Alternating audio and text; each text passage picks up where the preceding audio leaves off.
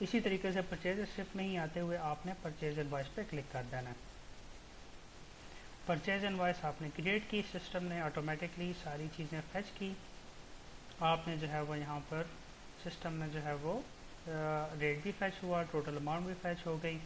अगर कोई टैक्सेस हैं तो आप टैक्सेस यहाँ पर भी डाल सकते हैं।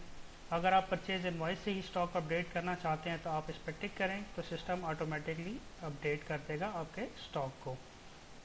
आपने एक्सेप्टेड वेयर हाउस आपने स्टोर्स डाला, आपने उस पर सेव पे क्लिक किया, आपने इसको सेव किया। आप बेशक उसे अभी फॉर द टाइम भी अनसेलेक्ट करना चाहते हैं, आप उसे अनसेलेक्ट कर सकते हैं, आप अनसेलेक्ट करें और सबमिट पे क्लिक कर दें।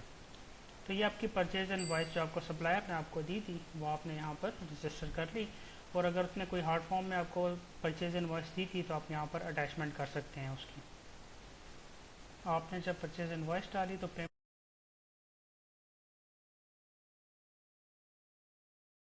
एंट्री आप करना चाहेंगे इसकी कि आपने जो है वो एक्चुअली सिस्टम में रजिस्टर करना है कि आपने इस इनवॉइस के अगेंस्ट पेमेंट कर दी है।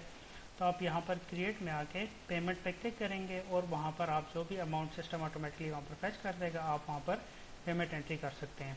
अब क्योंकि हमने ये इनवॉइस जो है वो हमने परचेज रिसिप्ट भी डाली थी, सिस्टम को हमने बता दिया था कि हमने रिसीव कर लिया है और कौन से वेयर हाउस में रिसीव कर लिया, तब हम देखते हैं कि जिस वेयर हाउस हमने मेन स्टोर डाला था तो वहाँ पर ये अपडेट हुआ है कि नहीं।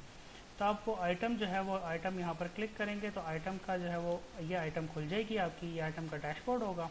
तो यहाँ पर अगर आप देखें तो मेन स्टोर में इस वक्त 300 क्वांटिटी जो है वो अपडेट हो गई है कि ये एसिटोफाइल कफ सिरप हमने मेन स्टोर में रिसीव कर लिया है।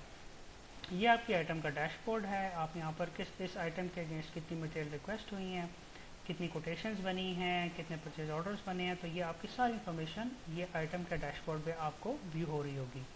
तो ये हमारा एक प्रोसेस था जो हमने जो है वो मटेरियल रिक्वेस्ट से लेते हुए परचेज इनवॉइस और परचेज पेमेंट एंट्री तक हमने इसको कंप्लीट किया। ये इस सिनेरियो के लिए था कि अगर आपके पास मेन स्टोर में या किसी भी स्टोर में कोई भी आइटम कम हो गई है और वो अब आपके पास जो है वो ऑर्गेनाइजेशन के अंदर जो है वो उसकी स्टॉक मौजूद नहीं है, तो उसकी जो है वो आपने परचेजिंग किस तरीके से करनी है। परचेजिंग के बाद अब हम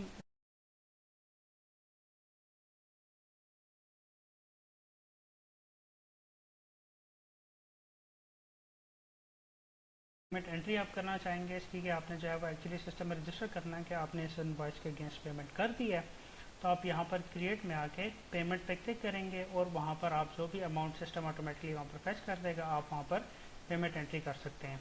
अब क्योंकि हमने ये इनवॉइस जो है वो हमने परचेज रिसिप्ट भी डाली थी, सिस्टम को हमने बता दिया था कि हमने रिसीव कर लिया है और कौन से वेयर हाउस में रिसीव कर लिया, तब हम देखते हैं कि जिस वेयर हाउस हमने मेन स्टोर डाला था तो वहाँ पर ये अपडेट हुआ है कि नहीं।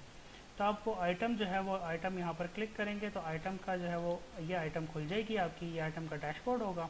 तो यहाँ पर अगर आप देखें तो मेन स्टोर में इस वक्त 300 क्वांटिटी जो है वो अपडेट हो गई है कि ये एसिटोफाइल कफ सिरप हमने मेन स्टोर में रिसीव कर लिया है। ये आपकी आइटम का डैशबोर्ड है। आप यहाँ पर इस आइटम के अगेंस्ट कितनी मटेरियल रिक्वेस्ट हुई हैं, कितनी कोटेशंस बनी हैं, कितने परचेज ऑर्डर्स बने हैं, तो ये आपकी सारी इन्फॉर्मेशन ये आइटम का डैशबोर्ड पे आपको व्यू हो रही होगी।